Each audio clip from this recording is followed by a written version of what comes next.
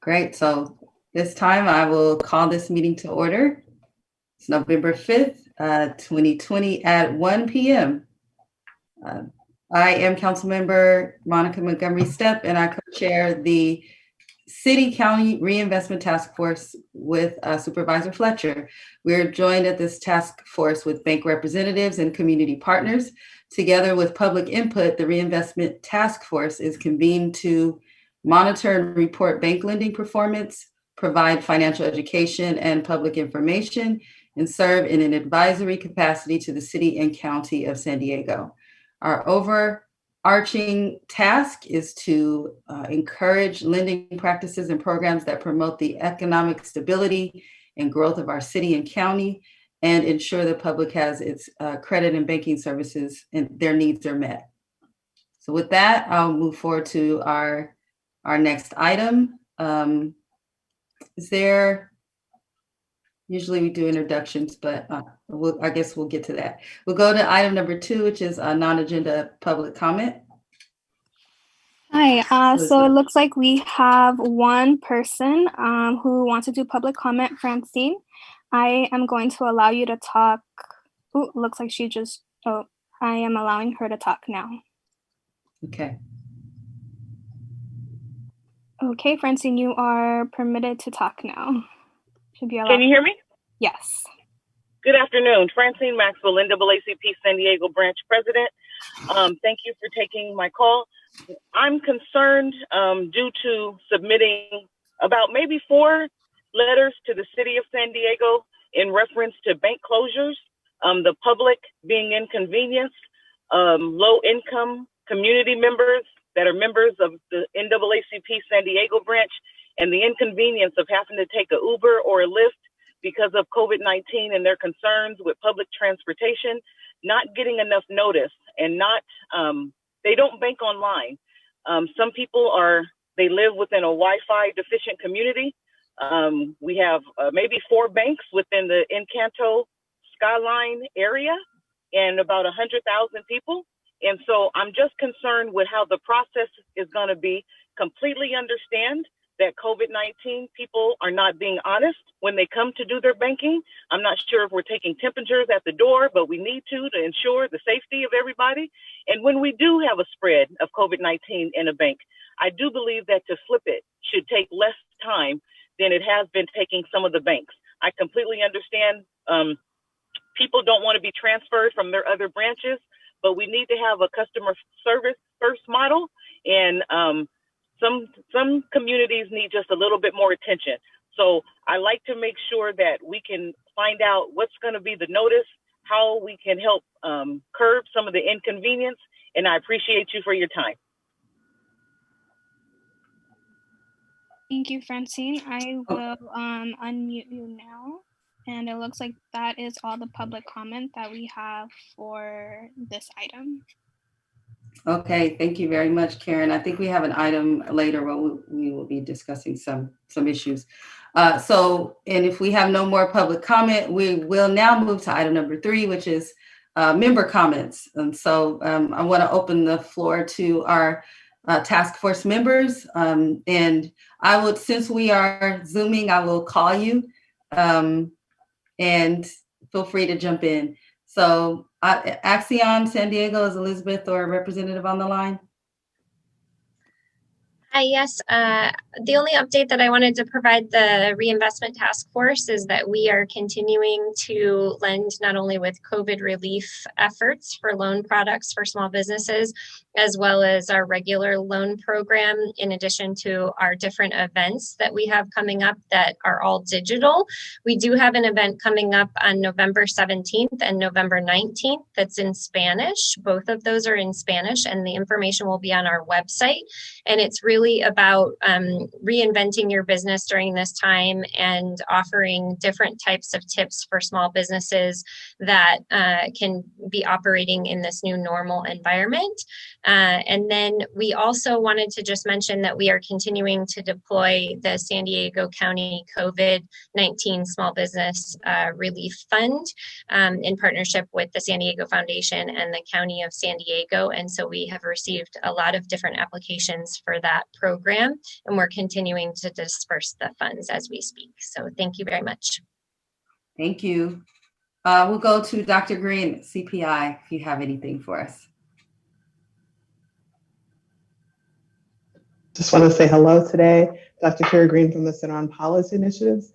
I don't have any updates for the committee today, but thank you for the opportunity.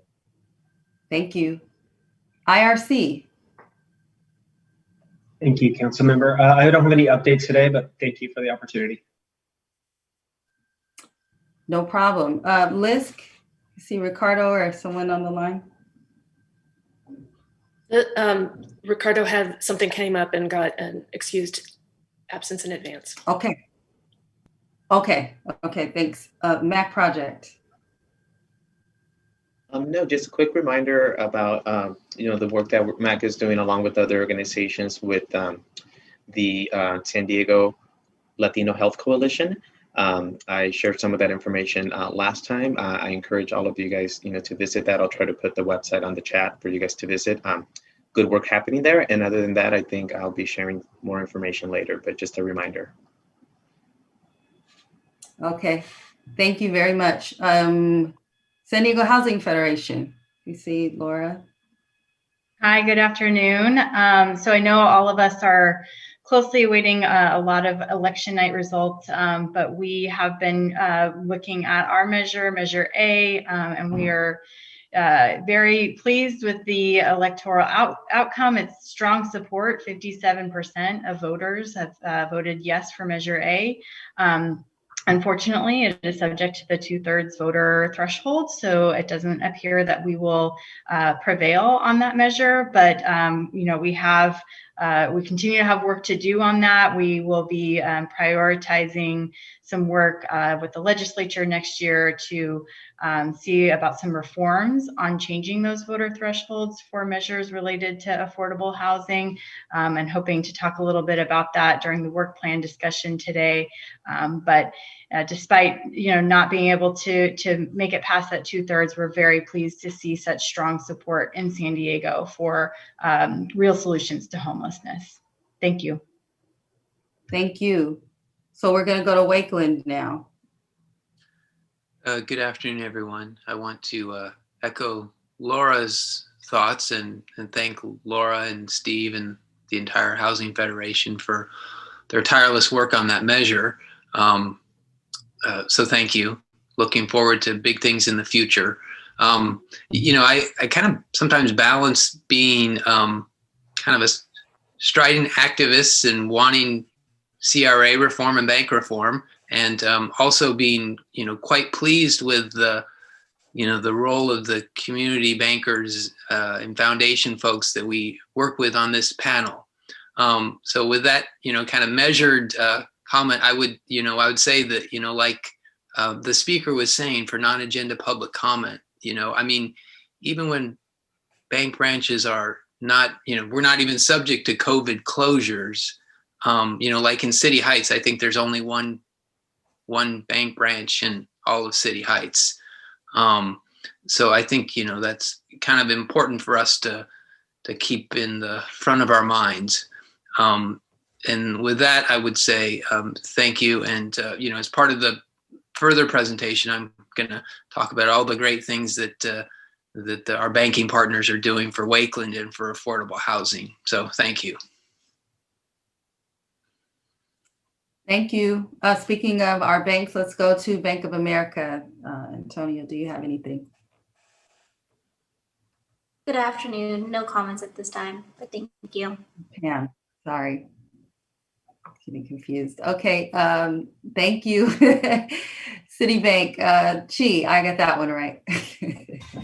Hi, good afternoon. No comment from me at this time. Thank you. Okay, thank you. JP Morgan Chase. Hi, no comments from us at this time. Thank you. Okay, and Union Bank. I have just two comments. Number one is that we are still continuing with our community recovery program. We set aside $10 million, and we are still looking to get applications. Grant requests are coming in, and we are putting money on the streets with regards to that. And we are doing that also locally here in San Diego. And number two, I'm very proud to report last week we received an unofficial notice for our CRA exam, and we were rated an outstanding. So the official notification be done when it's published on the FFIEC website. But as of right now, we just received notice of our outstanding CRA rating, which is 3 out of the last 4 audits. Great. Okay, thank you, Frank. Let us go to U.S. Bank. I don't think Raquel was able to. Raquel is out of town. She has an excused absence. Okay. And Antonio, Wells Fargo. Yeah, my blue shirt was misleading. But right now, nothing to report. Pretty soon, we'll have really great news for San Diego, but it wasn't ready for the meeting. But for the next meeting, we will have really great news to share for San Diego. Okay. All right, great. So that concludes item number 3. Let's go to item number 4, and this is an approval of the minutes from our October 5th meeting. Well, it's the October 5th special meeting of the Reinvestment Task Force. So I will go ahead and move the item if I could have a second. Second. Okay, thank you. So we have a motion and a second. All in favor of approval of those minutes, say aye. Aye. Aye. Aye. Okay. Any opposed? All righty. So that passes. Let's now go to the staff report, item number 5. Daisy, take it away. Thank you, council member. Hello, everybody. Introductions, I'm Daisy Crompton. I work for the Housing Commission and I staff the Reinvestment Task Force. For the staff report, we don't have, we're still working on the same updates all from last time. So just to refresh your memory of these things that'll be coming down the pipe. One is the Federal Reserve has released its own proposal for reforming the Community Reinvestment Act. They've put a very, very long timeline on comments, probably anticipating waiting to see what happened with the election, which we all are and hopefully won't be for too long, but the comments are due at the end of January. So I have not been waiting for the election to do them. I've been waiting for this meeting and to get through it, but we'll be working on that over the next several weeks and submitting a comment letter similar to what we did for the OCC. This fall, so the next couple of weeks will actually be very busy. We're going into the free tax preparation season. Right now, we anticipate doing the same sort of updated materials, multilingual emails to Housing Commission clients, sending an e-blast bilingual out to you guys for you to use if you would like, as well as flyers, electronic flyers. I have told you, though, the state cut back its funding. We have funding that we will be providing to our primary partner, Dreams for Change. But because everybody's capacity is going to be limited, we'll have to see how much outreach they want everyone to do, or do they want to serve their repeat clients first? So we will confer with them on that. We will also be working on the homeownership education and outreach that we've been talking about under our Wells Fargo grant. A lot of that got put on hold during COVID, but with the beginning of the year, we really want to move forward and have been working on those plans with some of the trainers. Quick glance at my notes. I think that was mostly it. We are also, the co-chairs, still working on looking at expansion of down payment assistance and ways that we can help people, first-time home buyers. So we will be in touch with you, the banks. Again, that was something that was just waiting to get through this meeting. And then last, and I meant to do this first, I want to thank all of you for your work this year, both on the RTF and out in the community. Everyone has done, it's been such an extraordinary effort and an incredible year, right? I'm really proud to work with all of you and proud of the work that you're doing. I wanted to thank you. That's my staff report. Thank you, Daisy. And I I know I probably speak for everyone when we want to thank you for everything that you put into this task force and all the work that you do and staying on top of all these issues for us. I also want to personally thank you, and I'm sure others will as well. It's my pleasure. It's an honor. Thank you. Thank you. So let's move on to item number 6. It's an information item. It's with regard to the plan for next year, the work plan. We know that this year has been really, really tough, and we don't really see an end in sight as far as recovery and getting through COVID-19. I am encouraged by the efforts of the board to step up, provide a safety net for low to moderate income communities. Daisy mentioned something that we are still working on, getting additional down payment assistance. There were also from this board, the Strategic Alliance of Ethnic Chambers came before they were actually the Strategic Alliance of Ethnic Chambers came here, and that bloomed into a relationship where I know the city of San Diego was able to provide income to that effort for small businesses that are struggling in our communities. But I do think that we have still have a long way to go. And from the beginning of chairing the task force for me, I want to ensure that we are reaching every possible person that needs these services and that is vulnerable to, and connecting them to all of the resources that are provided. And I think that we need to focus and hone in on that. We all have our different constituencies, but I still feel, somewhat of a disconnect there. And working on that, I think is extremely important. So for me, one of those things is that just the technical assistance, financial education. I know separately you all do quite a bit of that, but making sure that our communities know about those things is really, really important. And regularly reviewing those and assessing how successful they are, who we're reaching out to, whether there are, maybe some cultural competency issues that we can deal with to garner more people, whatever it is. I don't know, but whatever it is, I think assessment of those resources is also in order so that we can make sure we're getting to as many people as possible that need the services. We know we're getting to people, but right now in such a time of need, I think we have to take that extra step. So this is just the beginning of that conversation. Daisy, I don't know if you had any comments before we turn it over to any of our members, just about what they would like to see in a work plan for next year. But that's all. Those are my comments. Thank you, Council Member. We've been working with your staff, the staff from both offices, and we never know what's around the corner, right? Because I said this last year, I was very excited about what we were getting ready to do, especially with the funding from Wells Fargo for the homeownership education and expand capacity building for training. So this dovetails really nicely with what you're talking about. I think now that we've had a chance to sit on it and think about it and to see these new needs emerge, your staff have been working closely to start to put out a plan that we can make sure that it's more tailored to the current situation. In addition, we are still running the Citibank funded earned income tax credit project, which includes financial counseling. So there's a great opportunity for those to dovetail.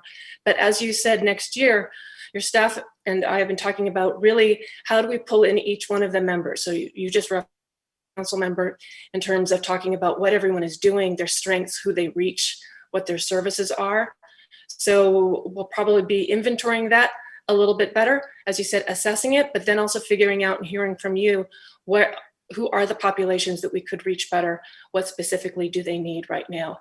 How could we, for example, have overlaps, and through Adolfo's collaboration, if people are coming in, you're getting healthcare, you're doing other outreach there. Can we find out about, those financial needs?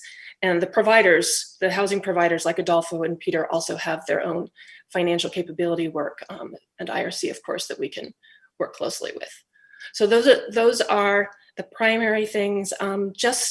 We have such a new level of energy with these very highly engaged chairs, and they're really good staff. So I think you all as the members are feeling it, and we're just trying to figure out how we can all work more tightly together next year.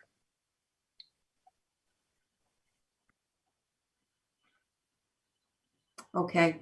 I'm having a little lag because I'm having some internet issues. So if I have to go out and come back, then that's what I'll do. But for now, I do want to open it up, just being mindful that I know we have some folks that have to leave at 2, and I definitely want to get through the survey because that's the meat of this meeting. But I also don't want to leave this item without getting any additional input if anyone has any for the work plan. I do want to note that we do have a public comment for this item. Okay, so let's go to the public comment first. Okay, Simone, I am going to allow you to talk, and you should be allowed to talk now. Great. Thank you so much. Thank you, Chair Montgomery Stepp and task force members, and for your thoughtfulness in developing your work plan for 2021. I'm Simone Ruff, she, her, hers, I'm a director with Corporation for Supportive Housing, and we're a national nonprofit and a CDFI. And we authored the city's homelessness plan. It's so important to address issues of race equity that are more profoundly impacting Black, Indigenous people of color in San Diego, including worrisome disproportionate representation amongst people experiencing homelessness, as well as people facing eviction. And your work planning is so important in explicitly addressing these disparities. And having a home, particularly during COVID, is foundational for individuals and families. And so I just wanted to echo Laura's comments regarding Measure A, which is expected to fail due to the 2/3 threshold. And I really ask the task force and its members to consider supporting the Assembly Constitutional Amendment 1 and consider including efforts supporting ACA 1 in your work plan for 2021 to reform the threshold for affordable housing measures. I think that approach can be used as a platform to advance Community Reinvestment Act goals by addressing people at the lowest income level who are underserved, and allows members to focus on equitable investment, community development, and race equity. Thank you for your time. Thank you so much. Okay, and looks like that is all the public comment for this item. Okay, thank you very much, Karen. So then again, I want to open it up to members if you have any feedback at all. Anyone? If I could just build on Simone's comments, everything that she said regarding ACA 1 and reforming that 2/3 threshold is, it's spot on. But in addition, this is really also an issue of democracy, and 2/3 thresholds are by their very nature undemocratic. When you have 57% of voters who are supporting a measure in the city to really address homelessness, and a supermajority like that cannot prevail because of a 2/3 requirement, there's something wrong and democracy is not working appropriately. So we are looking forward to working again with Assemblymember Aguirre Curry and see if she is willing to once again be a champion for this legislation this year. She has a whole list of measures throughout California that failed, that surpassed 55% voter support, but failed 2/3. And sadly, Measure A will likely be added to that list this year. So, but the thing about it is that our elected leaders need to be hearing from their constituents and their communities that this is important, that it matters, and that they are supportive of those types of changes, because ultimately it's going to take 2/3 of the legislature to pass the constitutional amendment, and then voters will also have to vote. It will have to go to the ballot. So I would hope that this body would consider, as RTF has recently, and Daisy, thank you for your work this past year and kind of weighing in on legislative and regulatory items, that this might be something that could be included in the work plan. Thank you. Thank you, Laura. Anyone else? Okay, so we'll continue to work on that for 2021. Of course, the landscape is different, but all good ideas so far. So let's move on to item number 7. This is our annual RTF Community Investment Survey and the results. So it's that time again where we review the lending performance by our RTF member banks from 2019. So just a reminder that this survey is a tool to assess how our RTF member banks are meeting the credit needs of the community. This year's presentation will be a little bit different. In addition to our usual review of overall investment in San Diego County and LMI mortgages, small business loans, affordable housing, tax credit, and investments, and CRA grants and contributions, we'll hear from some of our RTF members of how they benefited from CRA investments in 2019. So I'm going to go ahead and turn it over to Daisy for the presentation. And then after the presentation, we'll check in on public comment and then take it back to our members.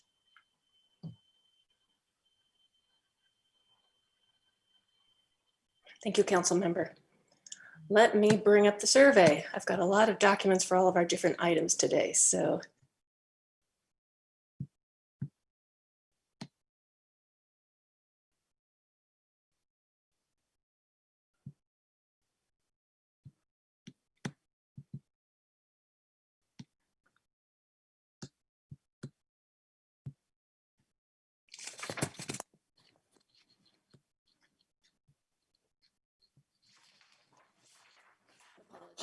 Okay, can everybody see the screen? That's just a sort of a starter screen. Great. Which is a very strange thing to talk to now that I'm going to tell the screen about the survey. This is the annual survey of the RTF member banks. They are the 6th largest national banks in our market, and we measure what they do in community reinvestment activity every year so that we can understand when people say, what is CRA activity or where is it in the community? This gives us a chance to see it, but also we measure it so we can see what the trends are. Is it growing? Is it shrinking? If so, why? That tells us where there might be areas of need, where we need more investment from the banks. It also helps those of us who aren't bankers to understand the ebbs and flows in some of these trends. And so we'll see that again today. This is a lot of work for the banks to fill out every year. It is fully voluntary, so I do want to thank all of them. And these banks are, as you know, Union Bank, JP Morgan Chase, Citibank, US Bank, Wells Fargo, and Bank of America. So thank you all. Thank you to your teams, all the invisible people who help us get this product out. So when we talk about reinvestment under the Community Reinvestment Act, these are the major areas. And so we look at, I like to put up this pie chart because it just shows that sort of the big monster areas are mortgages to low and moderate income people and census tracts, multifamily, income restricted affordable housing development, the tax credits that typically go with those affordable housing projects, and small business loans. And a reminder too, of everyone who's been with us for the last couple of years as we've done this, when we put together this survey, a collaboration of all the members, we wanted to really emphasize and incentivize the smallest of the small business loans. CRA has a very generous definition of small business loans. It's loans under $1 million. And so when we're talking about these small community-based businesses, especially owned by people of color who have such trouble accessing the mainstream banking system and these loans, we want to really look at what these smallest ones are. So that's how we measure it. There are some other small things in terms of like multifamily non-income restricted that we also don't measure. So when we get to the spreadsheets at the very end, if anyone really wants to dive into the data and compare what the OCC looks at us, that's at the very end. Also, as we've been talking about, we advocated and put in comment letters along with thousands of other advocates across the country when the Office of the Comptroller of the Currency rewrote the Community Reinvestment Act this year. We believe that it really loosened CRA, and it's going to undermine these investments that you're looking at here right on the chart. By making it easier to do some other kinds of investments, these harder ones that are the most needed in the community may suffer. And that's why this effort by the Federal Reserve to write its own version and for us to have input into it is so important. The hope is that the OCC may come together with the Federal Reserve under this new regime and that there may be some changes.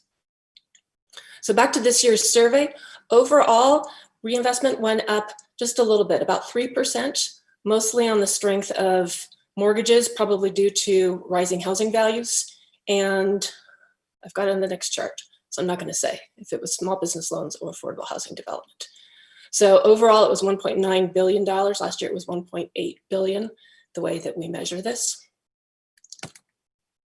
I also want to put these figures that we're going to see, because we run them both by type of investment, but also by the RTF banks, to put the bank sizes into context, because while they're all large national banks here in San Diego, some have a larger presence than others. So you can see that here, Wells Fargo is the biggest. Citibank has a very small presence here. Bank of America, JP Morgan Chase are close, followed by Union Bank and US Bank. So as we look at how each bank, what their CRA performance was last year, the blue bars are the overall level of reinvestment. So you can see Wells Fargo and Chase, which are such big banks, had very high performance. But the bars on the green are sort of measured as a percentage of the size of the bank in this local market. And so that's why you see Citibank on the far right had a very good performance, both in dollar terms, but because they're so small locally, they're really hitting above their weight, as they often do. And these numbers also are influenced strongly by these big affordable housing loans that are so important for projects that we'll hear about, like from Wakeland and from MAC project. So those you'll see some big swings depending on who's doing that lending this year. I also wanted to say, especially this year, as we've been talking so explicitly about racial equity, the CRA was purposely, it was created in response to redlining, which was an overtly racist activity. But in our country and at the federal level, we don't talk about race. And so the CRA doesn't explicitly measure race. It looks at low and moderate income people, which is, you take the area median income, and it's people who are making up to 80% of that. Unfortunately, due to the history of structural racism in our country, that means that there is a very strong overlay with communities of color. So it acts as a sort of proxy. But when we do our work, we measure based on income, but it's been very freeing this year to be able to talk more explicitly about race because of the enormous racial wealth gaps that personally I really feel it's our work to do. And I know a lot of people feel that way. So as we look at what happened in 2019 for reinvestment, this is the 7-year trend since we've been doing this survey. The small bars show the different performance by the different banks. As their different strengths, so small businesses are strong one year and one business is stronger in small business, you may see things moving around. All the squiggly lines are at the bottom. When we get into the data, we'll see that, for example, who went up? The blue bar at the very bottom, Union Bank went up a lot. They did a lot of affordable housing lending last year. So not big changes from year to year, but that's what this chart shows. And I will be posting these charts on the RTF website after this meeting and emailing them out to the members. So this is the change from year to year in overall activity. As we measure it, you can see on the far right, the 1.8 billion from 2 years ago goes up to 1.9 billion. And then you can see the different categories. Mortgages, that big red orange line that falls in the beginning, and the high blue line was from so much financing activity in 2013. So that caused us to change how we do our survey so we can see that difference between home purchase mortgages and the refinancing. But we do track this from year to year. The first category that we look at is these mortgages to low and moderate income people, low and moderate income census tracts. JP Morgan Chase is always a strong performer in this area. You can see that both in terms of dollars, but also as a percentage of their local deposits, which is how we measure the proxy for size. They do very well in this area. US Bank has the highest percentage of deposits. Bank of America is in the middle. Wells Fargo, Union Bank, and Citibank do a smaller loan volume as a percentage of deposits. Here we can look from year to year at the overall change. We have that big fall from 2013 again, which is why we created this chart in the middle that just shows the green on the bottom is home purchases, which have essentially been flat from year to year for the last 4 years. But the blue area is refinancing, which is so strongly influenced by interest rates. And so we started to tease this out because we weren't asking for that number separately before. And you see these huge swings in the main number. I think it was something like went from 2.4 billion investment down to 1.4 billion. And so to find out what was driving this very strong swing and could we influence it, we looked at what it was. And when it comes to interest rates, we don't have as much influence there. Small business loans is another enormous category. Here you can see that last year, Wells Fargo and JP Morgan Chase did an enormous volume of work. As a percentage of assets, Citibank did 2.8% of its deposits. US Bank, JP Morgan Chase were also very, very strong. Here we look again at sort of the performance from year to year. You see the yellow line rising. That's JP Morgan Chase has been growing this business. Again, these are the smallest of the small loans, so we do like to see that. The gray bar at the bottom, not bottom, but like fourth up, Bank of America has also been increasing its volume there. We also measure CRA qualified small farm loans because if you don't know, San Diego County has the largest number of small farms in the country. We're very diverse in terms of these non-commodity sized farms. So farm lending is incredibly important, and we're going to hear more about that in one of our other items. So because of that, we don't usually include the chart, but we wanted to include it today. You can see that Chase was a very strong lender in this area, followed by Wells Fargo Bank, Bank of America, and US Bank. The loans were, I think I averaged, $10,000 to $12,000. If you run an average, Wells Fargo's were bigger, but this is an area that we want to always see grow because we know that the small farmers are under so much duress with the price of land, the price of water. They have capital needs just like other small businesses. So in affordable housing loans, surprise, surprise, Citibank had a large performance, but also Union Bank this year picked up a lot of the business. As I was saying before, a lot of these things, they're variable from year to year. These loans are so huge and there aren't that many of them. And so the timing from year to year can really have different impacts on what the different banks show as their performance. And you can kind of see that here too. Out of all the other charts, this one has the lines changing the most volatility and variability. So we're going to do something different this year. I'm going to stop talking, and we wanted to have a couple of our members illustrate what actually were the projects behind some of these numbers. So if we had 467 million in lending in 2019, when we get to tax credits, you can see there was 185 million. What were some of those projects? So I asked Peter from Wakeland and Adolfo from MAC if they could share some of what they're doing. So Peter, if you could jump in first, and I guess I'll stop the screen share.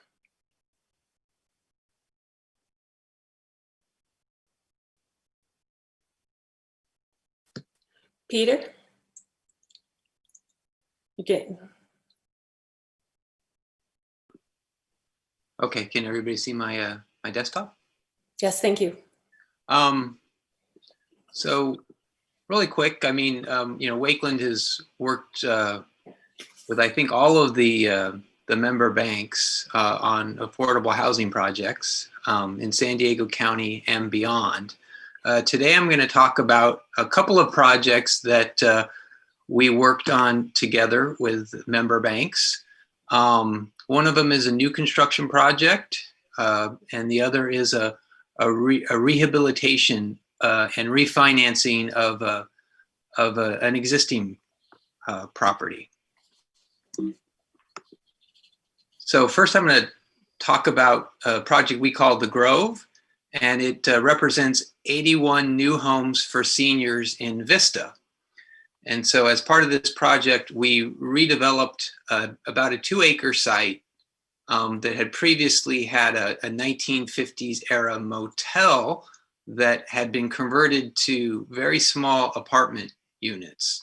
And so we purchased the property and built a brand new project on it. You know, it's kind of interesting. We often in community development have multiple goals we're trying to achieve. For instance, this project is located in a qualified census tract, which I think really highly correlates with the LMI census tracts that we are tracking for purposes of the Community Reinvestment Act. You know, and on this property, we've built, you know, 81 new units for seniors who are earning between 30% and 60% of the area median income. We actually have 24 units at 30% AMI, which is pretty uncommon in how we structure these projects. The Grove also has, you know, a number of common area spaces for recreation, social services, computer lab, etc. So I'm just kind of giving you an overview of the site before. You know, so we had the relatively large site in a very convenient area of kind of downtown Vista. You can see there's access to shopping. You know, I think we've got several of our member banks located nearby. We've also got a supermarket, Walgreens, other retail, and not too far away is a senior center, library, and city hall for Vista. This gives you an idea of kind of what the property looked like before. And you know, here's the kind of a shot of what we've just recently completed. We actually got a certificate of occupancy for this project, you know, within the last month. So you'll notice that in addition to affordable housing, you know, we also have quite a large solar photovoltaic array. So that's going to offset a lot of the electricity that the project uses. So just, you know, we couldn't be happier with this project and the outcome. It's just fantastic. There's a kind of another photo from the back that shows, you know, the large patio that we've developed for the residents to enjoy. Daisy said that everybody wanted to see a capital stack. So I have the kind of illustrative sources of funding for the project. And as you can see on this one, you know, about half of the funds were from the low-income housing tax credit. This is what we call a 9% tax credit project, a relatively rich subsidy from the tax credit equity. We also have a permanent loan that's being provided by the California Community Reinvestment Coalition, and that's kind of a lender that's organized by a number of the member banks. You can see, as Laura was mentioning, you know, why the need for Measure A is so vital. You know, so of, you know, about $3 million project, you know, about $8 million, $9 million comes from local subsidies. In this case, the city of Vista provided a generous subsidy, and the county of San Diego as well. You know, unfortunately, Supervisor Fletcher is not here today, but we're looking forward to, you know, taking the county staff for kind of a tour of the project when we can. But tremendous support by the county. We also have a small amount of funds from the Federal Home Loan Bank's Affordable Housing Program. So you can see, you know, I've listed, what is that, 1, 2, 3, 4, 5 sources of funding to get to our $30 million total project cost. And the other thing that was really fantastic about this project is that we got 24 Section 8 vouchers from the county that are attached to this project so that we can really target extremely low income seniors. And as you know, you probably all know, the resident pays 30% of their income to the monthly rent bill, and then the county through the Section 8 program makes up the difference. And so that's just a tremendous, a deep subsidy that the seniors will receive. Second property I'm going to talk about is Vista Las Flores. Vista Las Flores is it was a rehabilitation and a refinance of a community that Wakeland built originally in 2003. And Vista Las Flores is an example of what we call an inclusionary housing project. The master builder was required to build affordable housing in this part of Carlsbad, and it is quite a lovely area. You know, and so this is an example of where, you know, as housing advocates, we want to, you know, generate the creation of affordable housing in areas that have great access to schools, parks, other amenities, you know, clean air. You know, we just see that when we have access to those types of resources, that a lot of, you know, outcomes for families and school-age children are dramatically improved. And so this is an example where we built in what the state is now calling a high resource area. And so this community serves families. It's a mix of 1, 2, and 3 bedroom units at 50% and 60% of the area median income. And, you know, this is an indication that this has given a lot of residents the kind of a foothold in this community. And we've had, you know, like 99% occupancy for like 15 years with very few, you know, people leaving. So it really builds stability of households and families and kids and other things. So here's an example of the after photo, after the rehab. I have to say that Vista Las Flores has probably looked pretty close to that before we started doing all of the rehab. It's just been a community that has really done quite well. As you can see, a tot lot. Kind of a big component of this project was after the fact. You know, we built it in 2003, but, you know, as part of our current rehab, we added a very large solar photovoltaic system. And that PV system, you know, offsets the community's electric bill, the part of the electric bill that Wakeland pays for, but it also offsets about 50% of the electricity that the tenants use. And so there was a recent kind of a subsidy program that the state made available. And through that program and through you know, the resources of our other funders, we were able to make that large investment in PV technology. So, you know, here's the capital stack for Vista Las Flores and the refinancing. We did a fairly significant rehab on the property. You know, about $2 million came from tax credit equity. In this case, we used a syndicator. That syndicator was the Richmond Group, but they also are more than likely, you know, they act as a kind of a middle person, and they sell the tax credits to most frequently some of the member banks that we are working with on the RTF. The perm loan was from Chase, and we also had significant contributions from the city of Carlsbad and the county of San Diego.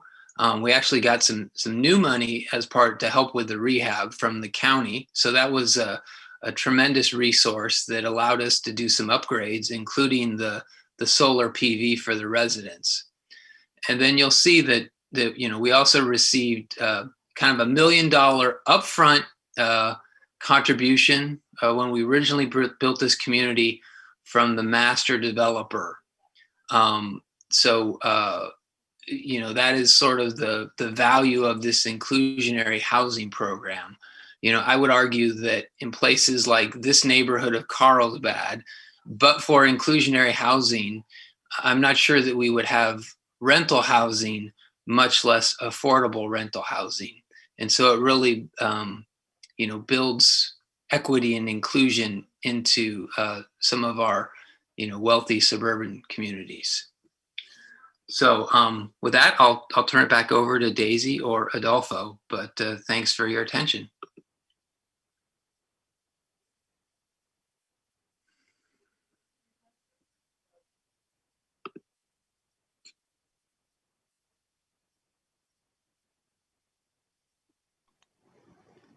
Daisy, you're muted. I'm not sure. I know, and I have too many screens open, so then I'm trying to unmute the survey. Yeah, Adolfo.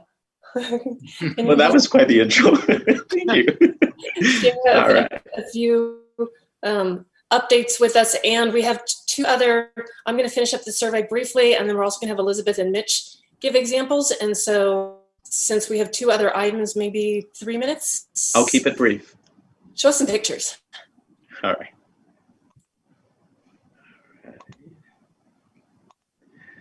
Okay, can you guys hear me? Thumbs up would be good. See my screen? Perfect. Well, I want to share with you guys, similarly to what Peter shared with you guys, some of the impact that we see here to the 2019 CRA investment. I'm going to be talking about Hillside Views Rehab Project. This project is located in the Oak Park neighborhood community. So Councilwoman Monica Montgomery is well familiar with this because I've met with her in her office for different reasons about this project, but truly it's a fantastic project. This is a 300 unit complex. We have 2 and 3 bedrooms spread throughout 16 acres. The rehab was pretty comprehensive. We're talking about energy efficient upgrades, heating, cooling, lighting, appliances, interior finishes, flooring, cabinetry, roofing, and they sound like a list, but Peter and others know what this means, right? And we're very proud to also bring an solar energy system for the entire property. So we know what that's going to mean in terms of the benefit for the residents and the savings they'll be seeing. 16 units were completely upgraded to meet ADA accessibility, which we were very excited about being able to provide. And we're also bringing a brand new construction, a community center, 5,200 square feet community center that includes property management, but more importantly, it has a computer lab with close to 20 computers available for the residents of the community, a big space to conduct meetings, focus groups, a smaller space for other gatherings, and additional offices that other surrounding or other organizations that could come and support our residents of the community at large can come and use as needed. So for us, this is a very special project. I won't get into numbers because she wants pictures. So I'll speak about the numbers through pictures. How's that, Daisy? Can I still do that? So what I just wanted to say is that in this case, we did have, just like Peter said, a Chase was the upper tier investor through a syndicator, which was Redstone. We saw about $20 million in that. And what you guys are seeing here is sort of a combination of what we thought a rendering would look like in the community and what some of the buildings ended up looking.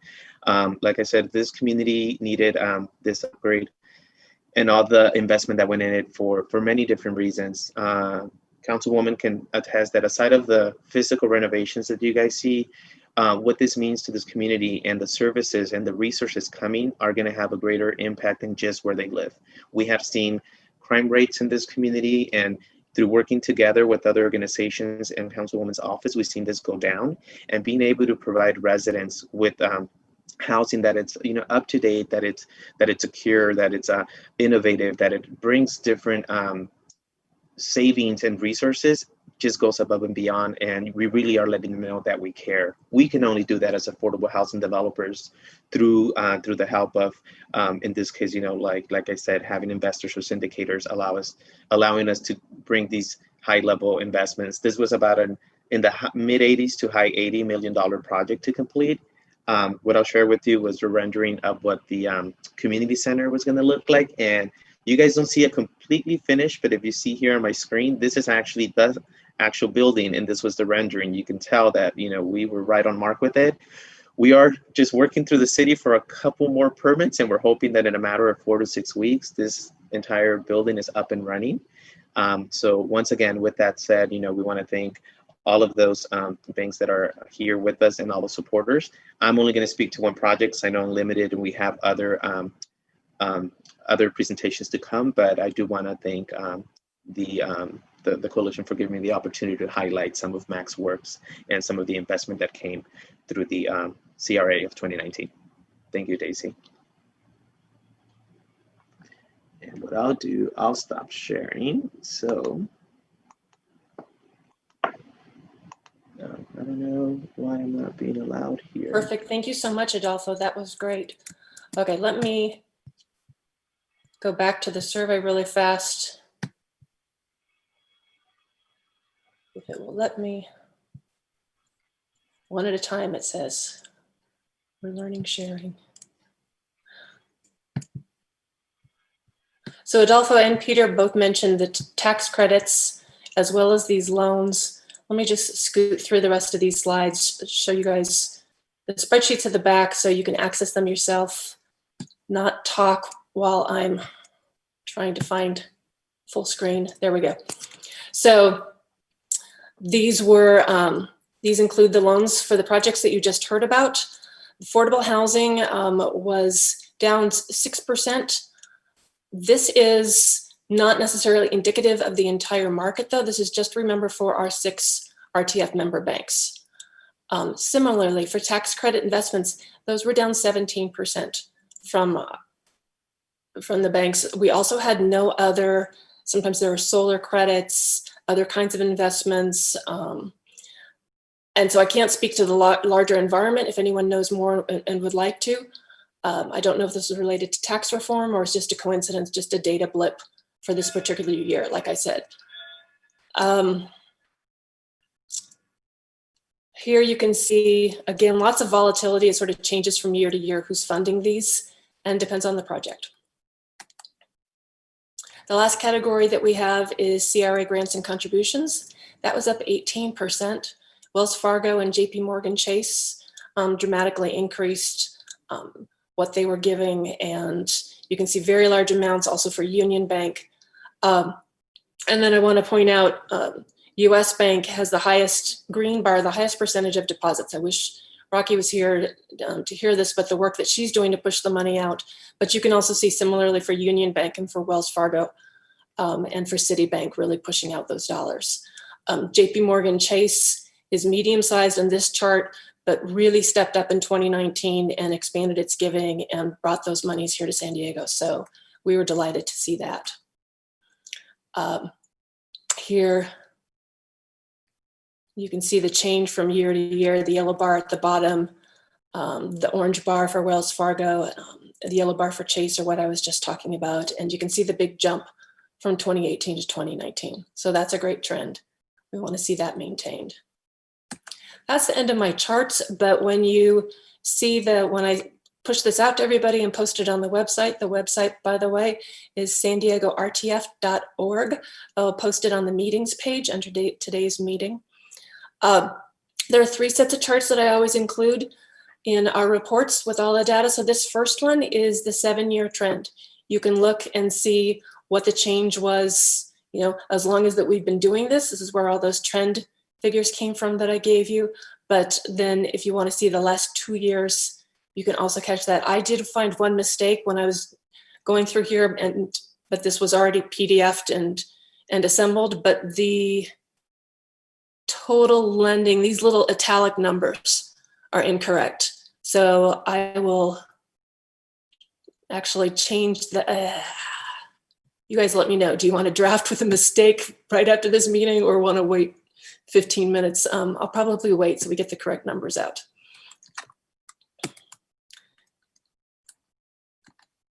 This chart is the one I call the one pager. It's just a really quick look at by category over here on the right, what were the totals in each of these main areas of investment. And then you can see for each of the RTF banks, what they did. It's a great place to also see sort of who's stronger in what areas or in that particular year.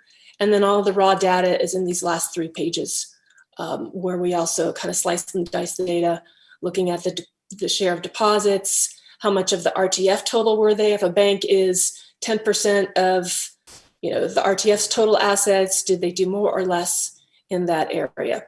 It also breaks out a little bit more the numbers between, say, home purchases and refinancing. I also like to run the average loan size. It's about 7 lines from the top. I don't know if you guys can see my mouse, but the average home purchase loan and the average small business loan.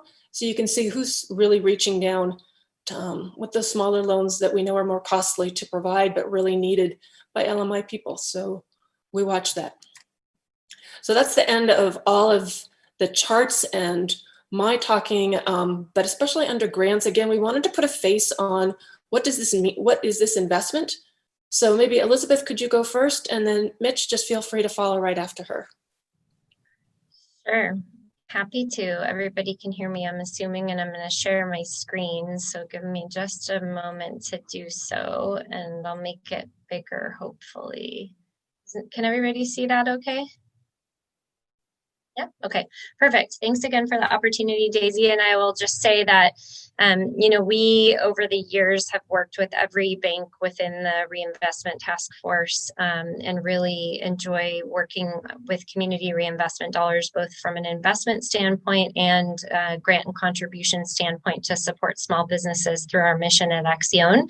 And so I'll give a couple of examples. Like I said, we've worked with all of the different banks, but I'll share some examples of some work that we've done with some additional grant funding and then some revolving investment dollars with both Wells Fargo and JP Morgan Chase, particularly over the last year or so. And since Daisy wanted some pictures, we have some pictures of some of the activities and the end user, beneficiaries of this wonderful funding that we've had supported through these small business owners and future small business owners that are in these pictures. So with Wells Fargo, we've received both national and local funding through working with Antonio and his team. And one of the things that funding supports here locally is our Acción Academy, which is a 10-week startup training program. We've been running that program actually since 2013. And you can see the cohort that went through it this spring. Prior to COVID happening, they were meeting in person. So you'll see the cohort here. There's usually between 20 and 30 students, and it's a startup training program.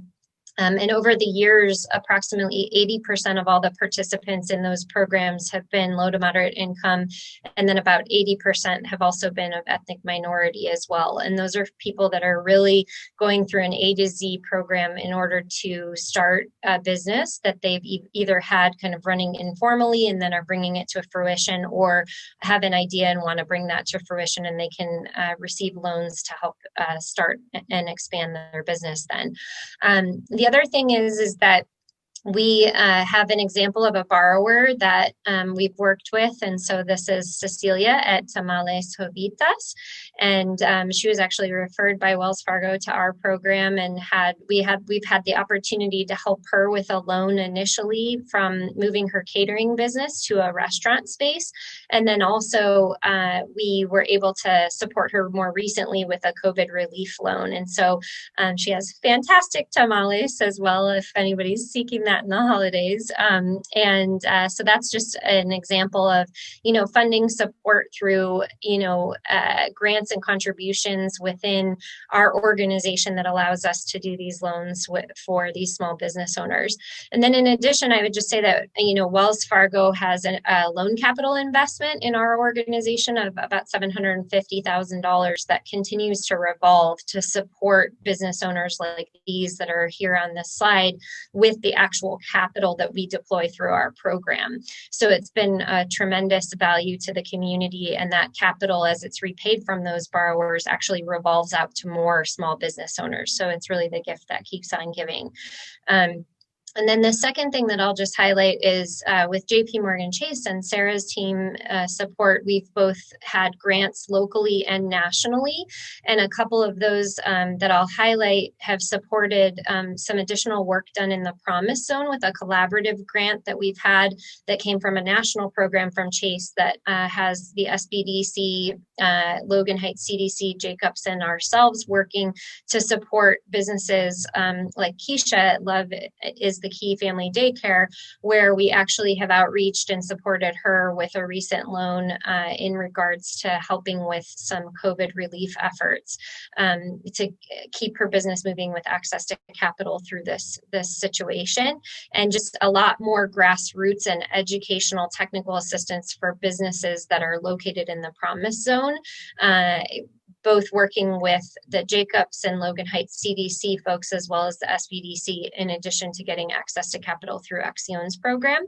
And the last thing that I'll also mention with some of the funding that we've received both on a local and a national level with Chase is also funding for our program to really invest and innovate and harness technological enhancements within our actual operational, and programmatic side of the organization, ultimately to allow us to be more efficient at serving the target market and populations that Accion's program supports with access to capital, in addition to providing some loan loss reserve dollars that allow us to take additional risk when we're lending with more flexible capital out into the communities.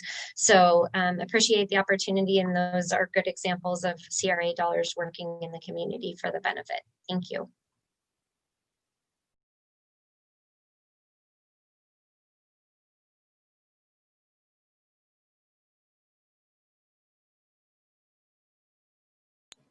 All right, can everybody see that? Okay. I did not have pictures, Daisy. I'm so sorry. So we received much needed CRA grant funding from Union Bank, US Bank, Wells Fargo, and B of A in 2020. And really, the numbers that you see over there on the right are really just from April through October, really thinking about how CRA dollars are really important this year in allowing IRC to be responsive to the needs of our clients due to COVID-19. They did go also in support of our Center for Financial Opportunity, which really contains our small business development, our workforce development, financial literacy, and then also our COVID-19 response.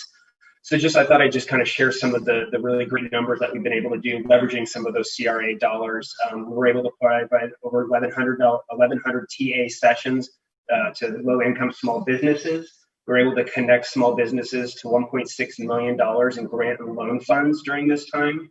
We were able to support 546 individuals in the support of UI applications. This was really important. This is CRA dollars really came into play because this is no way it could be tied to any of our public funding streams. And so giving us the staff time and the flexibility to support clients to get this income and then provide that ongoing support for recertification on a biweekly basis was really important. Even despite the economic shutdown, we were still able to place 113 people in jobs. We supported 128 people through financial coaching. And with those, actually more than that, but of those 400 that we provided coaching with, 128 did show gains in net worth and credit score. Really, as we've talked about before, that the pandemic really shot a spotlight on the digital divide for some of the communities we serve, and trying to address that, we were able to support 107 households with Chromebooks, coupling with digital literacy coaching and in-language packages. And then thanks to Union Bank, we were able to create a new 0% emergency loan to support families struggling due to COVID-19. In addition, they were also able to let us defer any interest payments for up to a 6-month period for all of our clients that had active loans during COVID. And lastly, Union Bank and IRC were also in partnership to create a really innovative program called the Innovation Lab, in which IRC was going to have a financial coach in a bank location in Chula Vista, providing financial coaching services and access to our credit building loans. Unfortunately, the pandemic put that on hold, but we're really looking forward to that starting again soon. Thank you.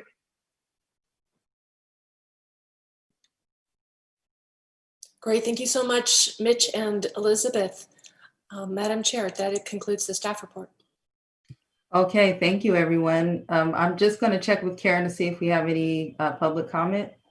It does not look like we have any public comment at the moment. Okay, great. So then we'll come back to the members, and I am gonna, I don't know if everyone has is it okay to use the raise hand function in Zoom? Or I can do the list and call everyone. So let's just do that. I'll just do that. We did hear from Elizabeth, and so let's go to Dr. Green. I don't know if you have any comments, but feel free. Appreciate the opportunity, council member.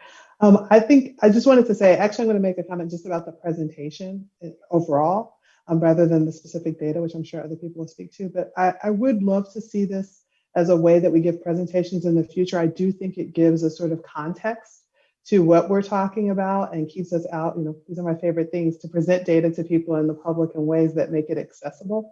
So I really appreciate that in this presentation and would love to see more of it. Thank you. Thank you. So let's go to San Diego Housing Federation. Thanks. Yeah, I would definitely echo what Kira just said. Those presentations were very helpful to just, you know, we look at that great chart that you put together, Daisy, and a lot of numbers and a lot of charts, but, you know, in reality, this is actually making a difference in communities, and it's nice to be able to actually see how that plays out.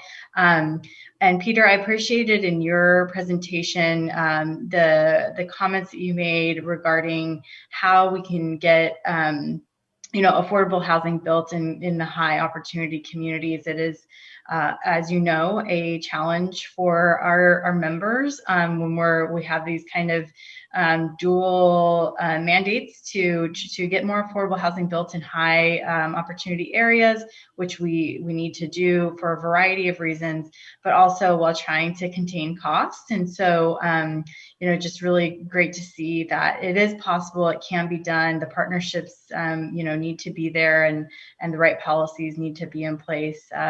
Great presentation. Great to see how CRA is working in San Diego. Thank you all very much.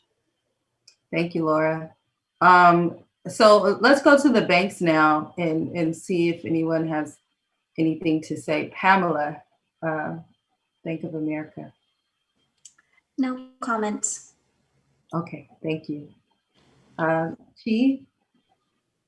I just want to say congratulations to the nonprofits that are doing this important work in our communities. Thank you, Chi. We're going to go now to JP Morgan Chase.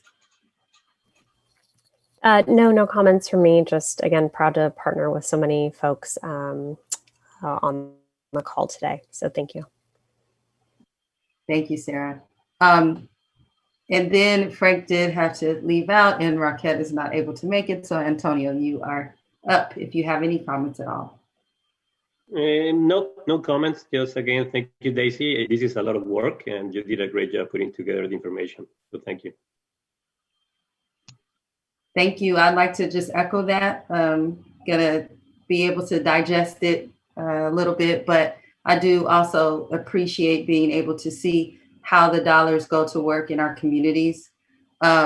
Completely agree with what Laura said about Peter's presentation, that I find a lot of that tension, and I think I've been very honest about it here in my community. Actually, there's a lawsuit right now filed based on a potential or alleged HUD issue around concentration of poverty. And so, you know, however we feel about it, that is some of the sentiment that is out there in our communities that we have to face and address and make sure that wherever we build in our LMI communities or elsewhere, that folks have the parks around them and have, resources and retail and commercial and the things that would make their quality of life a good one. So we also are facing that challenge as well, but I am committed to get there. And just, I think acknowledging that is definitely a first step, and continuing the work that we do is essential. So thank you, Daisy, for the report. And with that, we're gonna go ahead and just briefly touch on item 8, which we heard a little bit about in public comment, but the bank branch closures in LMI communities. I understand that we have some information from the OCC. We heard a little bit about banks being closed in particular areas where folks do not have access to internet or don't prefer to bank that way. Especially in some of my senior communities, we are definitely finding that. And we do have quite a few bank closures in some of our communities. So I'm gonna, let's see, we've reached out to the Office of the Comptroller of Currency, the OCC, on the process the public can take to submit a comment on bank closures. While we were not able to get a representative to join us, we were provided with the process, and then we'll hear from Daisy and also have Bank of America and Citibank jump in on their evaluation of closures as well. Would you like me to start, Madam Chair? Yes, I'm sorry. Yes. Yes, sorry. certainly. This item came about, we had public comment at the last meeting, and as a member of the public who had reached out to me about branch closures up in LMI communities, whether that was Barrio Logan a couple of years ago or Linda Vista recently. Several years ago, there were also issues with branches being closed for sort of federal related compliance and security reasons down at the border. And during COVID, we know that there have been many, many branches closed due to shortage of staff, inability to social distance in some case, other closures, government mandated on business, and it created a hardship for the communities. And so we were hearing about that and wanted to know, the public wanted to know, we wanted to know, what is the process for notifying customers and the public about a closure? How can we know more? If somebody is concerned, who do they talk to? How do we open up the process to the public so they feel like they have a voice and the voice is heard besides coming to us? So we did reach out to the OCC. She's out of town, but pulled together a bunch of information for us. And my colleague in the council member staff was very helpful in putting together a PowerPoint. So let me run through that very fast for the public, but then I will post this because most important, we wanted to have a resource that people could access. So I got an email from the OCC. First, it was a 32-page booklet, and I said, no, we need specific instructions to give to the public. So then she gave me an email, and we've turned that into a PowerPoint. So there is this resource that, again, I will put on our meetings page, and it'll be under today's date, November 5th. So it will live on, and people can access it there. But let me find that.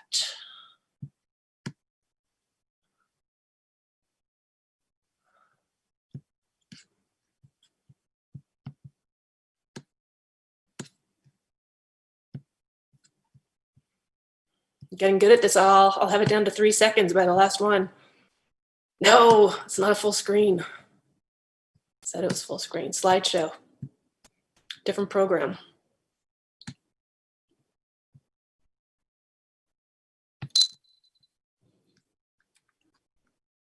So this is the manual. I can also, I believe I have a PDF of that. I can also post that link.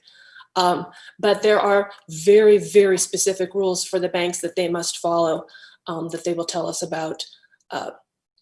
And so we have posted some of those rules here in this PowerPoint.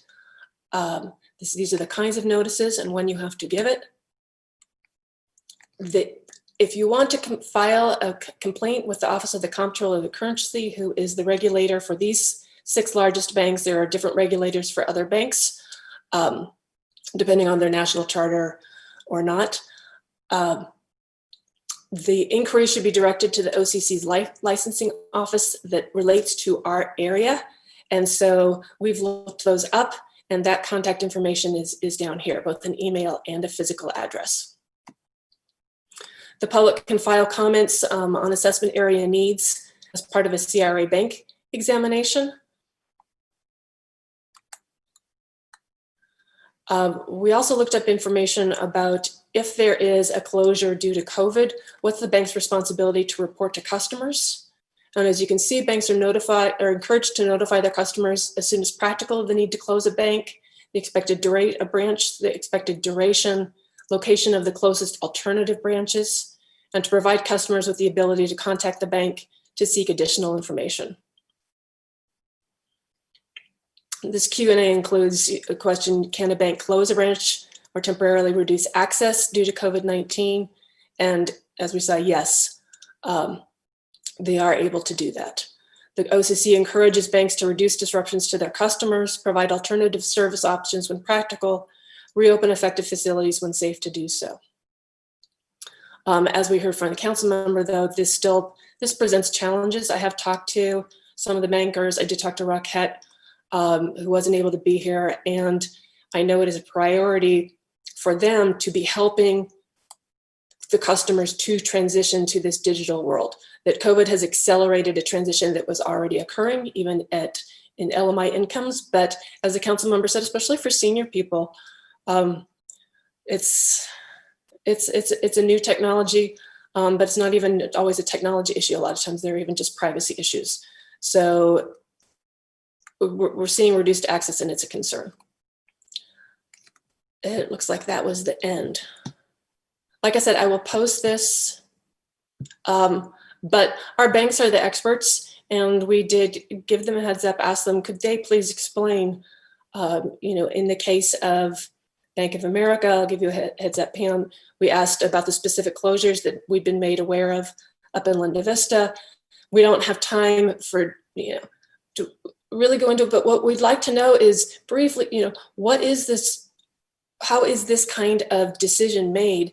And then what are the banks doing to help with these people who can't hop on a bus for an hour to get to the nearest branch?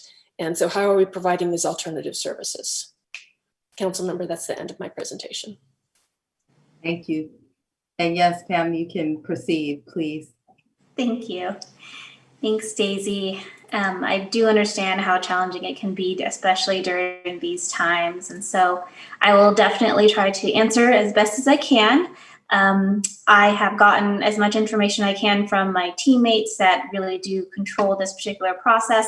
I tried to invite them, but with the short time frame, it was a little bit of a crunch.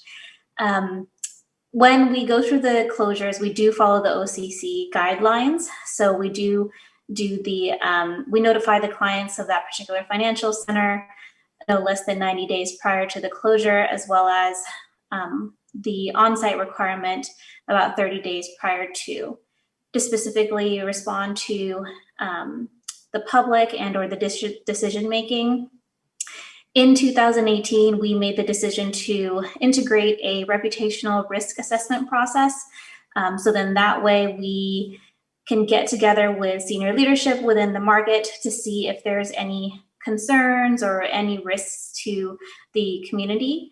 And that's when we take a look at the surrounding physical touch points with financial centers and ATMs, and also understand the patterns on to understand how clients are likely to migrate to other centers. And then we do specifically look at potential effects on these types of communities specifically for that reason, which is why they had created that process. I will say that I am invited to those meetings, and we do have a whole slew of teammates from San Diego to discuss those types of financial closures. Unfortunately, right now, those meetings are not public, but we do take those things into consideration. Okay. Thank you for that. If that concludes your comments, then we'll go to Chi, I believe, Chi Elder from Citibank. Hi, thank you for the opportunity to discuss our efforts to serve customers in the San Diego communities through the COVID-19 pandemic. The health and safety of our colleagues and their families our clients and the communities we serve are of the utmost importance. In response to the pandemic, in March, City's community investing and development focused our charitable contributions to local nonprofits to be flexible in the needs of our diverse communities. City's committed over $100 million to date in support of COVID-19 related community relief and economic recovery efforts globally. And these contributions include over $4 million raised through an employee donation matching program. In April of this year, City donated net profits from our participation with the SBA's Paycheck Protection Program. And we're directing those funds, $15 million in unrestricted funding to community development financial institutions, CDFIs, to support small businesses owned by Black, Indigenous, people of color, and low to moderate income individuals. And then the remaining is $10 million to LISC to support the New York Forward Loan Fund, which is also enabling CDFIs to make loans to small businesses, nonprofits, and small landlords for working capital. And so all of these philanthropic efforts complement our partnership with the National Banking Association for the creation of a purchasing facility to assume up to $50 million PPP loans from minority deposit institutions. So that's what we're doing in the community through COVID-19. And now I'd like to introduce my colleague, Candace Stevens, Senior Vice President and Citibank Area Director of San Diego County, to discuss how we're providing clients and customers with the highest level of support through this crisis. Candace? Hi. Good afternoon and thank you. Can you hear me?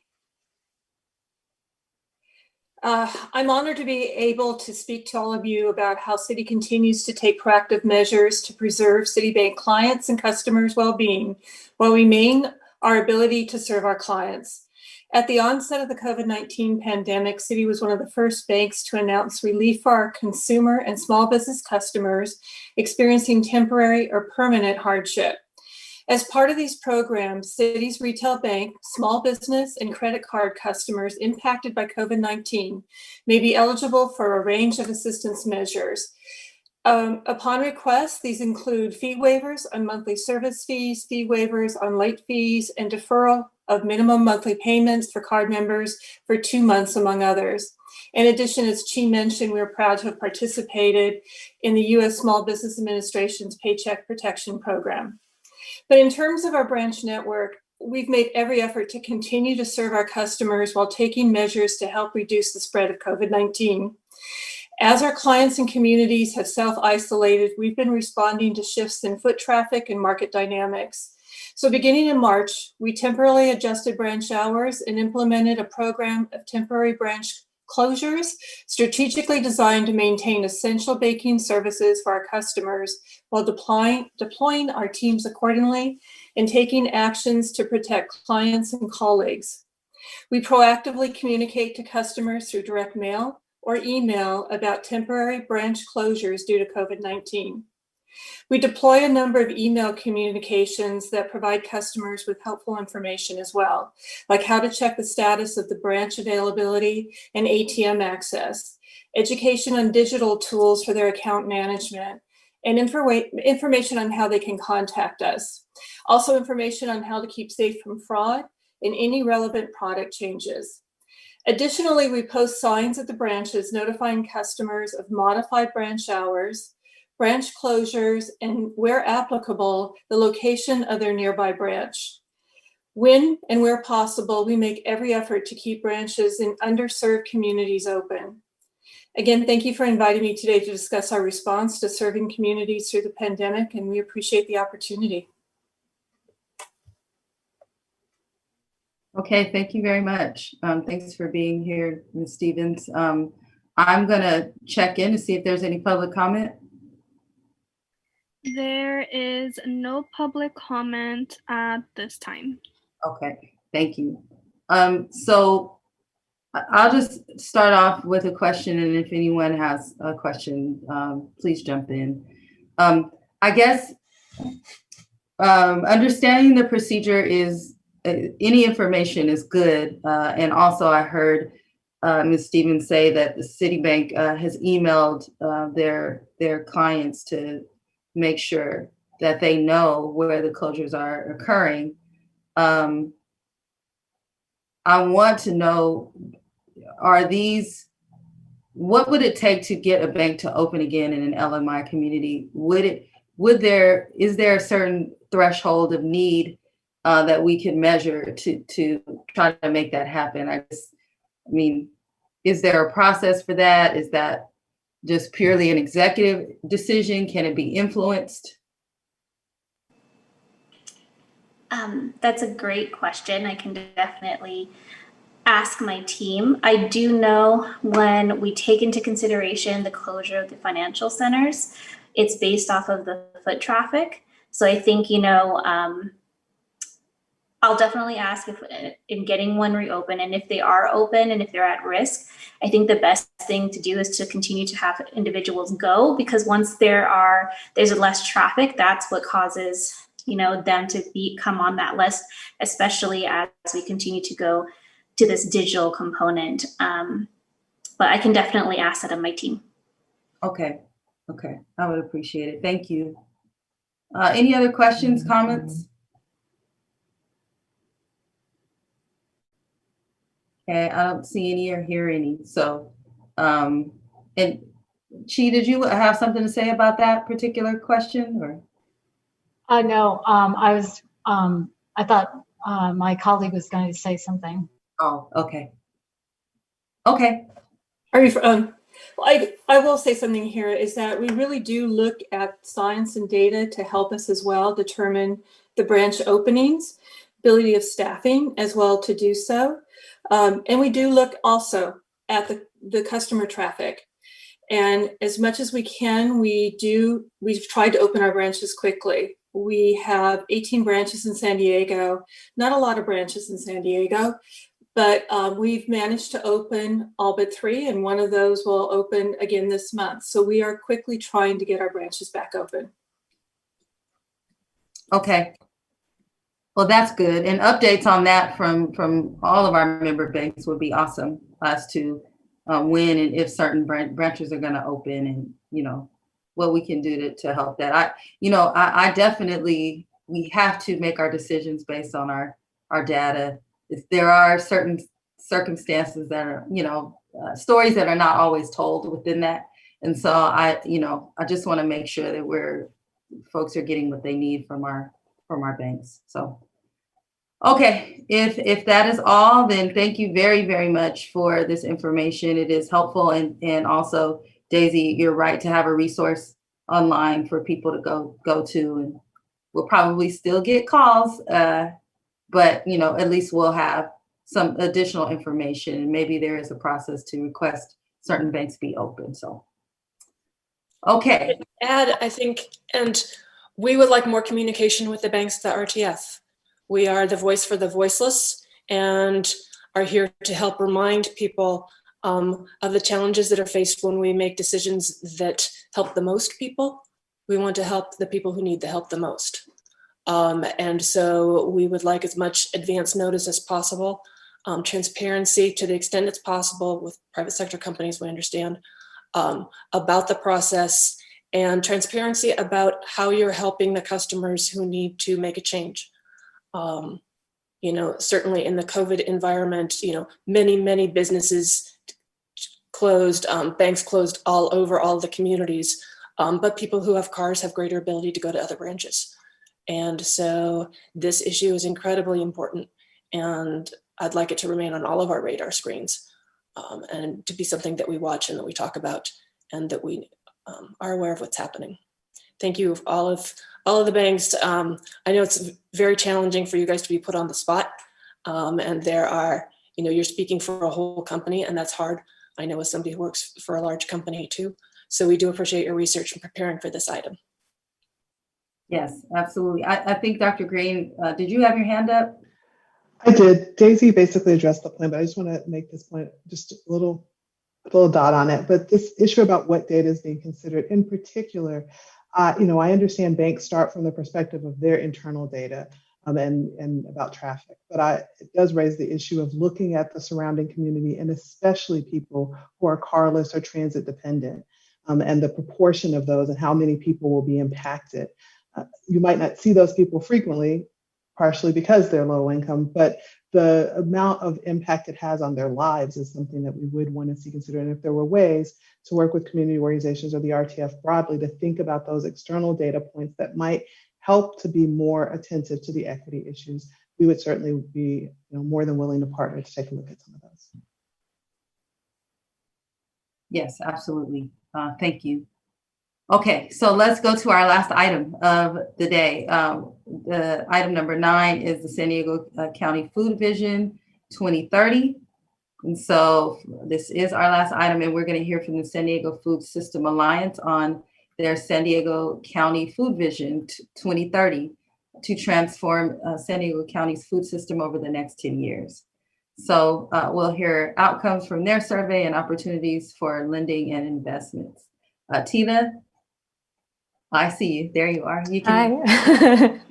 Thank you so much, Councilmember Montgomery Stepp. I'm going to share my screen because we have a few slides here. So let me just pull that up really quickly. And okay, great.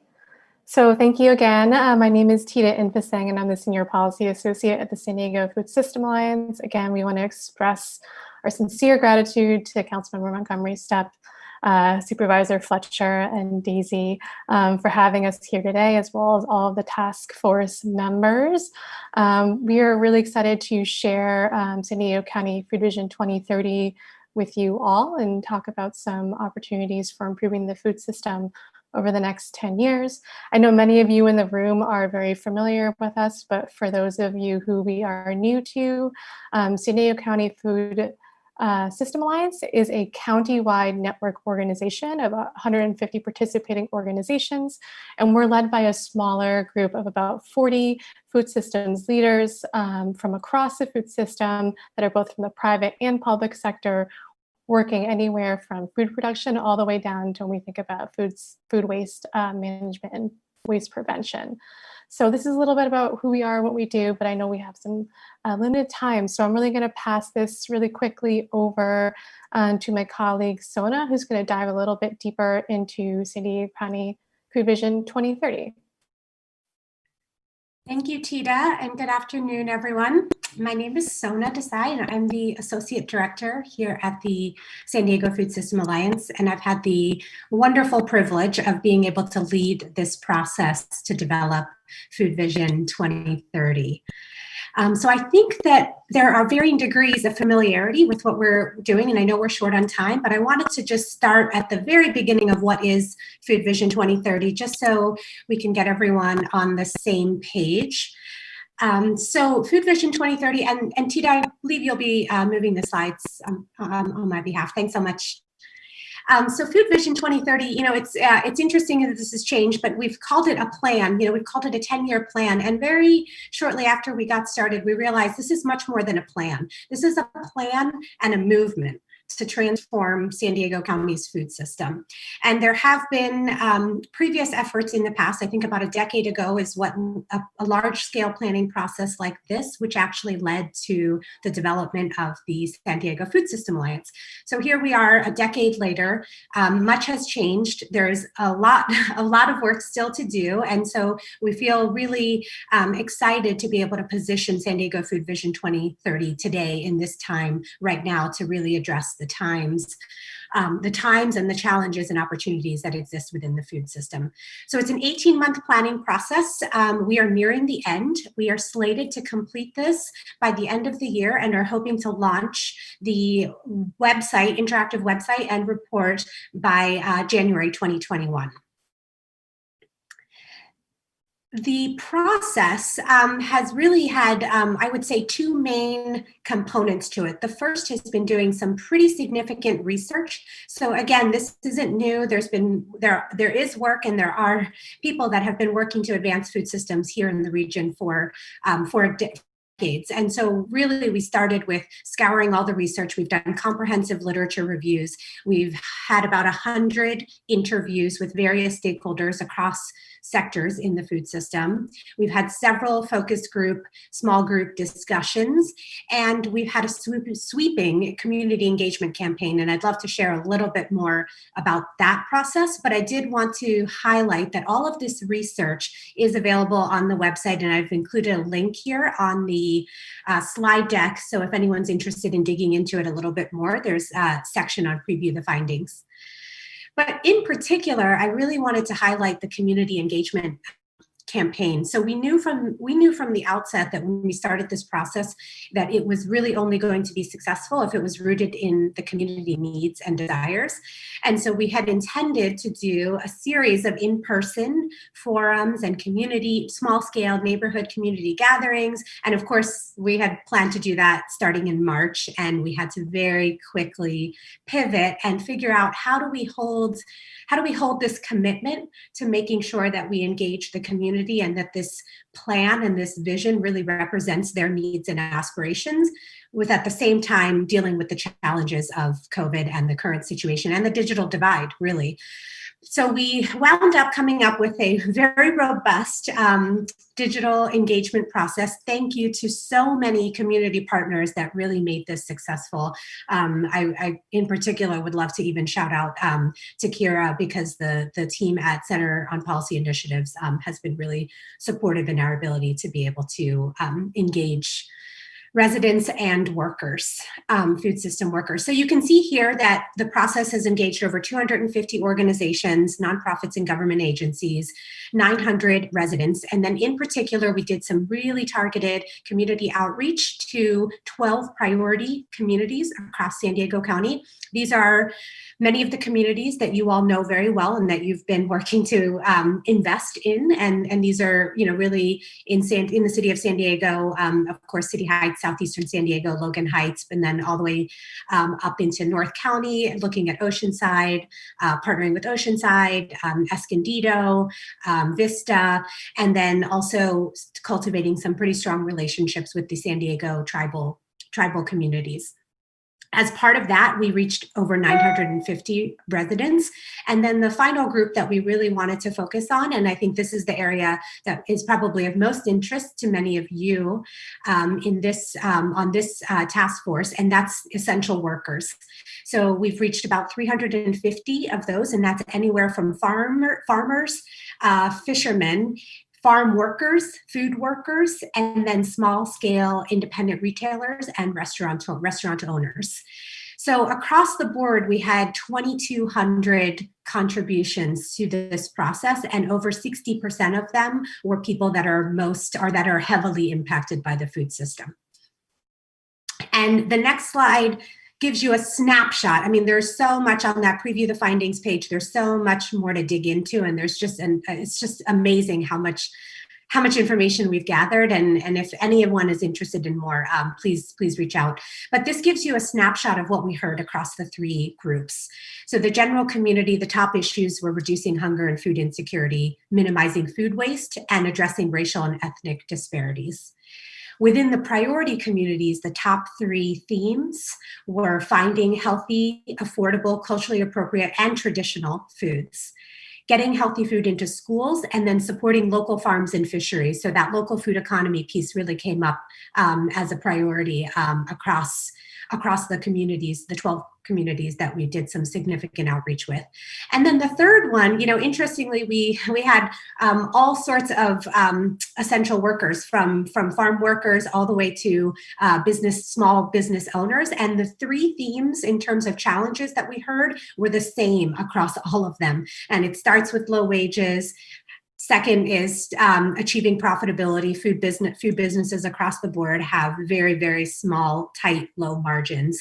So that was a consistent challenge. And then the third one that was also uniform across all of the workers that we connected with was navigating the maze of regulatory and permitting issues.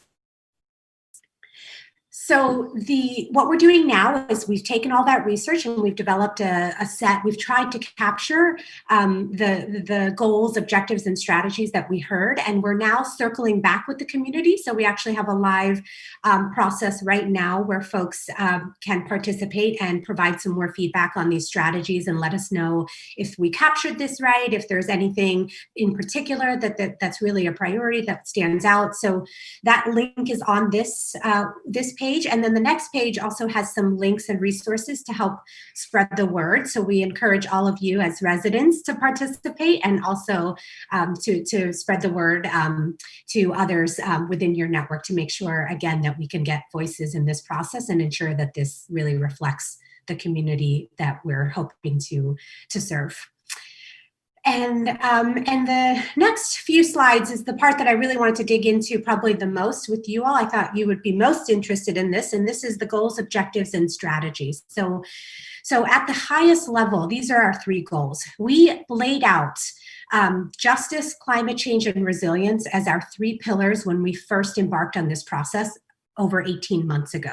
This was obviously before the year 2020 and the convergence that has happened across all of these three issue areas. And really what it did was affirm for us that these are truly the 3 main levers that Food Vision 2030 must be grounded in and that we really need to prioritize.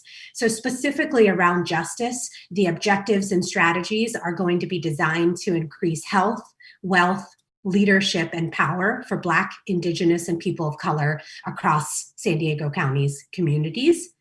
The second, around climate change, is the food system is both a contributor to climate change and can be a solution to climate change. So this goal will have strategies and objectives that are specifically designed to slow down or reduce the impacts of climate change, but also better prepare our region to adapt to the changing climate because it's happening. And then the third is around resilience. And this one is really, this combines 2 concepts, and the objectives and strategies for this are really centered around food and nutrition security. And then the second is the local food economy. So these 2 pieces, it's clear this year in particular, where we really saw how the food system was impacted and how people have been impacted as a result of the pandemic. And the main challenges we've seen have been increasing food insecurity, and then on the other hand, major challenges as it relates to our essential workers. And so that resilience goal is designed to really figure out how we're going to, what objectives and strategies are going to elevate those. So the next slide, I know we don't have time to go into all of these, and so just wanted to give you a snapshot of the 10. So we have 3 goals and then 10 key objectives. And then under each of these objectives, we have a set of strategies. And we have a document that we've just put together that outlines all of this, and we'd love to share it with you all post after the meeting. So we'll be sure to I'll be sure to share that with Tita, who can forward it along to Councilmember Montgomery or anyone else that might be able to take that. But for now, just wanted you to see a snapshot, and you can see it's all the way from nutrition and food insecurity, addressing community food environments, food waste, consumer education, BIPOC leadership, food production, viability of farms, fisheries, and food businesses, value chains, food value chain support, expanding and improving jobs and career opportunities in the food system, and then of course planning for resilience. So we'll share that document, but the next few slides will give you a snapshot of some of the strategies that I think might be most interesting or relevant to you all in this group. So specifically with our objective on improving community and food environments, the 2 in here in green were the 2 that I thought it would be nice to uplift. And the first is a specific strategy around expanding economic development and land use incentives to encourage local food business development. So this, is examples of this have been things like good food zones. Obviously, we've got the promise zone, so there are examples of this already, but this is clearly a really strong strategy that's emerged that could be really helpful and beneficial as it relates to supporting or improving community food environments. The other one I wanted to highlight that has also come up quite a bit has been developing processing and distribution infrastructure. So very specifically looking at community kitchens, commissaries, and there are, again, really great examples of folks and organizations that are already doing this, Project New Village in Southeastern San Diego, along with many others, but it's clear that this need and the need for investing in community kitchens and commissaries across neighborhoods in San Diego, in the city of San Diego, is clearly an opportunity. The next objective is specifically around the viability of farms, fisheries, and food businesses. Again, there's a lot of strategies in here, but there's 4 in particular that we wanted to uplift. And the first is technical assistance network for farmers and fishermen. It's surprisingly a technical assistance, a suite of technical assistance providers doesn't exist to support farmers and fishermen. It's very piecemeal and fragmented. So there's a lot of opportunity for us to think about how we coordinate the various actors. And there are some here. I know Elizabeth from Accion is here. So we have several technical assistance providers. It's just figuring out how we coordinate them. And that leads me to that second bullet, which is expanding food system business support services.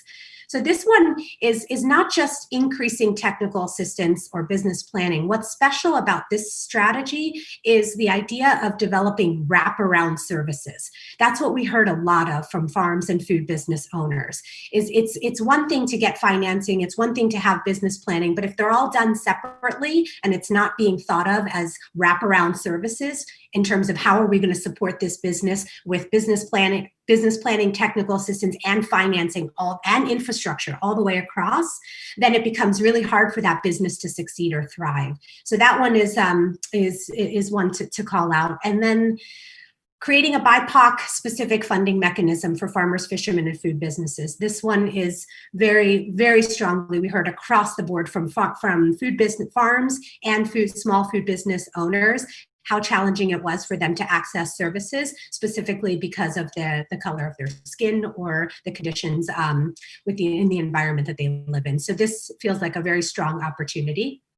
And then the final one here has to do with climate change. And again, thinking about there's a lot of public and private financing available, but there's going to be a lot more needed for us to really be able to get out in front of supporting climate change mitigation.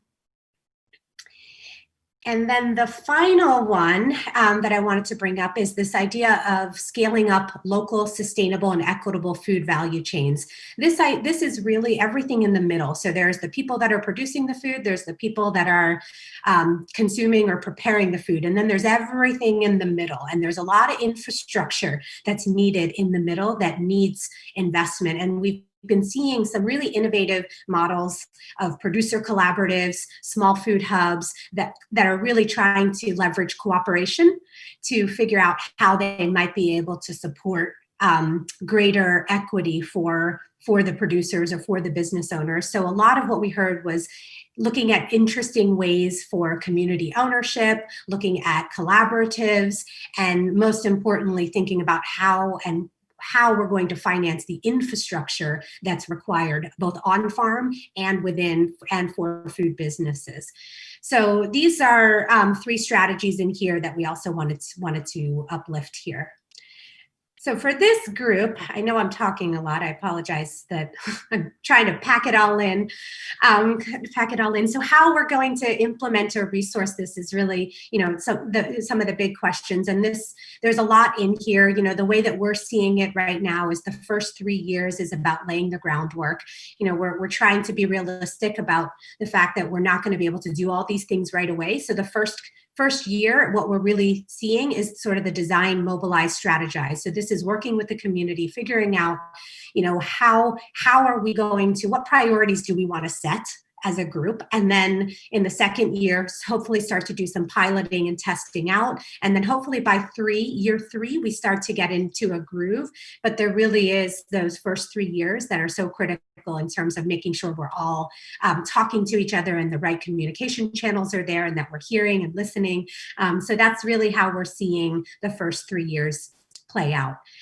And then the next slide gets at the financing of this. How does this need to be financed? And just wanted to call out here two ways or two opportunities for how this will get financed. So there's clearly the backbone, which is what's in the center. And that's the role that the Alliance is currently looking to play. And that's the organization that will steward the vision, hold us accountable, and really try to make sure that we are steering and moving in the direction so that we can all achieve this common agenda. So there's that, and we may do some projects and initiatives, but the reality is that the bulk of the work is all happening on the outside, all those bubbles. These are all the organizations, all the groups on the ground, all the businesses that are going to need to get financed in order for us to actualize these strategies. And so we just wanted to present that to you all as just these two sort of areas, and where the opportunity is obviously in both. But I think with this group in particular, looking at the outside and seeing all those food businesses, from farms, fisheries to small retailers and restaurateurs, and how we look to support them. So I think, Tita, that might have been a lot, but I appreciate the opportunity to have been able to share that with you all. Thank you for listening. Yeah, so thanks so much, Sona. And just to close it out in terms of next steps, I know that was a lot of information and maybe a little bit hard to digest over a PowerPoint presentation, but just wanted to reiterate that, we see this as being the first of many conversations, hopefully with you all. And we know that there are great opportunities, impactful opportunities moving forward for us to partner together on these strategies that are outlined in Food Vision 2030. So I think following up from this meeting, we'd love to be able to send you additional resources. If anything really popped for you in this presentation, we also have a series of other strategies that might speak to your community strategies and your community goals. And I think, again, I want to reiterate that we think there are really great, impactful strategies for us all to achieve our shared and collective goals through food systems solutions. So we'll be following up after this meeting. And just to reiterate the timeline again, we're in the community engagement phase 2 that's going to be ending before Thanksgiving. So we encourage you to participate in that and share with your networks. That is specifically gathering feedback on the strategies that have come out of this really intensive process. And then at the end of the year, we'll come out with a report, a website, and an indicator dashboard. And like Sona mentioned, starting next year, we'll be launching and implementing the food vision itself.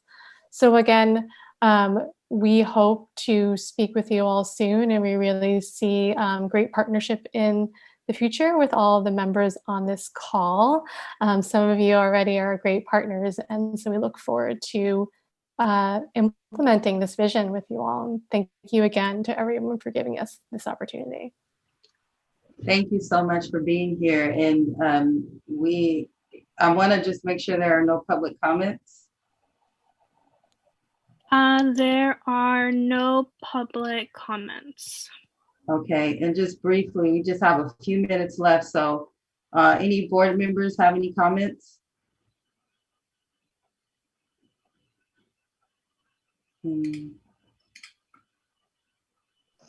If I could, I just want to say that we are partners with the San Diego Food Systems Alliance, and we find them to be amazingly great partners. I would encourage everyone to find ways to work with them. And in particular, we're excited to have a partner that is as interested as we are in raising wages and improving working conditions in this important industry. Absolutely. I had a lot to say when you all came to public safety and livable neighborhoods. There is a lot in the presentation, so I'm actually glad that I got to see it again, and looking forward to when you all put it all together, what that really will look like, and how we can start on that first quarter, that first 3 years of really growing this. I'm excited about it, actually.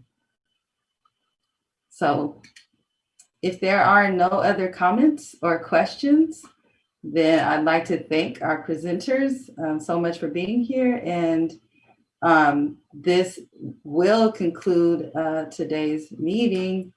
You all just have a safe holiday season coming up. I don't think we'll see each other But you know, we're in tough times. But I really hope that we can enjoy this holiday season, or just, you know, spend some time not doing much, which I know all of you, and that's not going to be possible. So, but have a wonderful rest of your year, and thank you for all that you have done and all your participation this year. And this meeting is adjourned. Thank you. Thank you. Thank you. Everyone. Thank you all.